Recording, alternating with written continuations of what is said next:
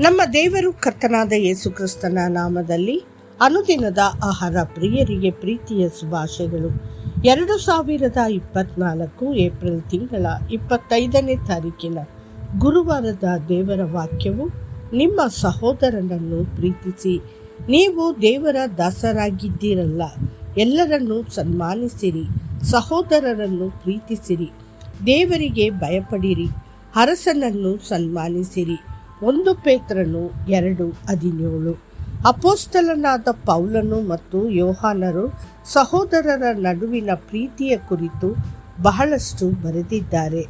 ಬೆಳಕಿನಲ್ಲಿದ್ದೇನೆಂದು ಹೇಳಿಕೊಂಡು ತನ್ನ ಸಹೋದರನನ್ನು ದ್ವೇಷಿಸುವವನು ಈವರೆಗೂ ಕತ್ತಲೆಯಲ್ಲಿದ್ದಾನೆ. ತನ್ನ ಸಹೋದರನನ್ನು ಪ್ರೀತಿಸುವವನು ಬೆಳಕಿನಲ್ಲಿ ನೆಲೆಗೊಂಡಿದ್ದಾನೆ ಮತ್ತು ಅವನಲ್ಲಿ ವಿಘ್ನಕರವಾದದ್ದು ಏನೂ ಇಲ್ಲ. 1 ಯೋಹಾನನು 2:9 ಮತ್ತು 10. ನಿಮ್ಮ ಸಹೋದರರನ್ನು ಪ್ರೀತಿಸಿ ಮತ್ತು ಅದು ನಿಮ್ಮ ಶಕ್ತಿ ಮತ್ತು ಮಹಿಮೆಯುತವಾಗಿರುತ್ತದೆ. ಸಹೋದರರು ಒಂದಾಗಿ ನಿಂತು ಸೈತಾನನ ವಿರುದ್ಧ ನಿಂತಾಗ ಅವನು ಅಲ್ಲಿಂದ ಓಡಿ ಹೋಗುವನು. 1,000ವನ್ನು ಬೆನ್ನಟ್ಟಬಹುದು ಮತ್ತು 2 ಸಹೋದರರು ಒಂದಾದರೆ ಅವರು 10,000ವನ್ನು ಓಡಿಸುತ್ತಾರೆ. ಒಂದು ತಮಿಳು ಕವಿತೆ ಇದೆ, ಒಟ್ಟಾಗಿರುವುದು ಒಳ್ಳೆಯದು ಮತ್ತು ಏಕತೆಯ ಕೊರತೆಯು ಹಾನಿಯನ್ನು ಮಾತ್ರ ಉಂಟು ಮಾಡುತ್ತದೆ. ಮಕ್ಕಳೇ, ಏಕತೆ, ಹೃದಯದ ಏಕತೆ ಮತ್ತು ಪ್ರೀತಿಯ ಸಹಭಾಗಿತ್ವವನ್ನು ಕಾಪಾಡುವುದು ಬಹಳ ಮುಖ್ಯ. ಅನೇಕ ಕುಟುಂಬಗಳಲ್ಲಿ ತಮ್ಮ ಹೆತ್ತವರು ಬಿಟ್ಟು ಹೋದ ಆಸ್ತಿಗಳನ್ನು ವಿಭಜಿಸುವ ಸಮಯದಲ್ಲಿ ಸಹೋದರರ ನಡುವಿನ ಪ್ರೀತಿ ಇದ್ದಕ್ಕಿದ್ದಂತೆ ಕಣ್ಮರೆಯಾಗುತ್ತದೆ.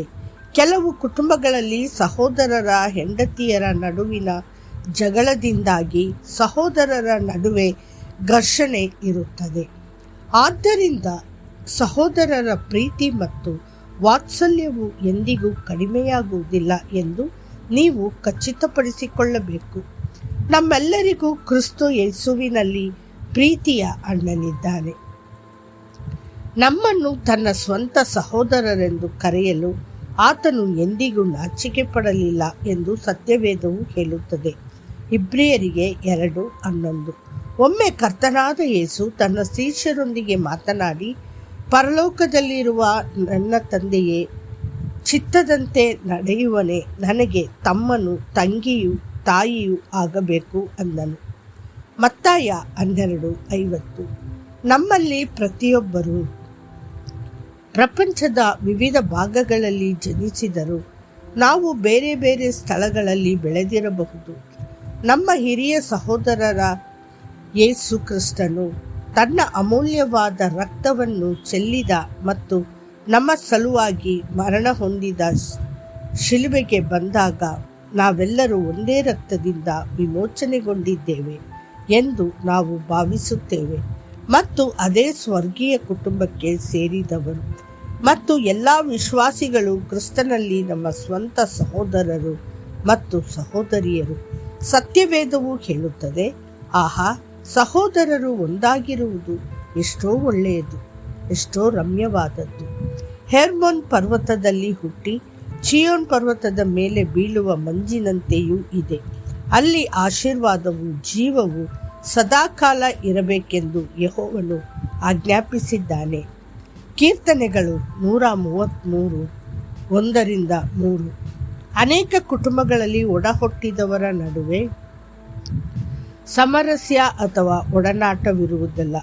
ಅವರಲ್ಲಿರುವುದು ಜಗಳಗಳು ಮತ್ತು ಅಪಶ್ರುತಿಗಳು ಮಾತ್ರವೇ. ಇದು ಅವರ ಇಡೀ ಜೀವನವನ್ನು ಹಾಳು ಮಾಡುತ್ತದೆ.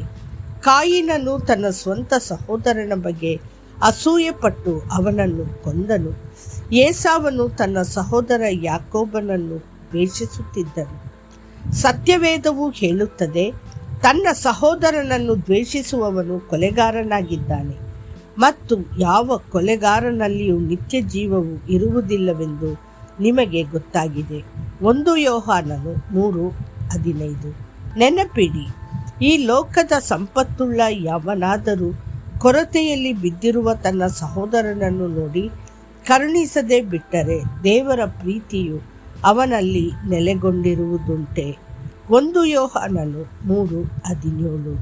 ಕರ್ತನು ನಿಮ್ಮನ್ನು ಆಶೀರ್ವದಿಸಲಿ. ಆಮೇನ್.